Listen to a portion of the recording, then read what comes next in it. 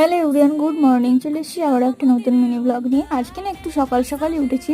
তো তোমরা হয়তো ভাবো এখানে প্রতিদিন উঠে নিজে নিজে চাটা করে নেয়। অ্যাকচুয়ালি আমরা প্রতিদিন বেলাতে উঠি, আমি আর বুনি। সেই জন্য আমি বেলায় উঠে আমরা আমার আর বুনি চাটা করে নিই। বেলায় উঠে তার বলতে পারি না আমার 1 কাপ চা দাও। আর যাই হোক, সকাল করে উঠেছি। তো চলো তোমাদের সাথে গাছগুলো শেয়ার করি। অনেকদিন তোমাদেরকে গাছগুলো দেখায়নি আমার। তো আজকে সকাল করে উঠেছি, তাই জলটা দিয়ে দিলাম। নাহলে অন্যান্য দিন বিকালেই দিই। তারপর কি মুড়ি খেয়ে নিলাম, মুড়ি, শসা, কাঁচা লঙ্কা, মিষ্টি আর কলাই সেদ্ধ। মুড়ি টুড়ি খেয়ে চলে গিয়েছিলাম গাছে জাম পাড়তে বাবাকে নিয়ে। হায় দেখো, এইগুলো হচ্ছে গাছের জাম। সব কিন্তু ভালোভাবে পাকেনি, যেগুলো কালো কালো সেগুলো পেকেছে, লালগুলো পাকেনি। তারপর একটা ফেস প্যাক মুখে দিয়ে দিয়েছিলাম, সেটা ছিল চালের গুঁড়ো।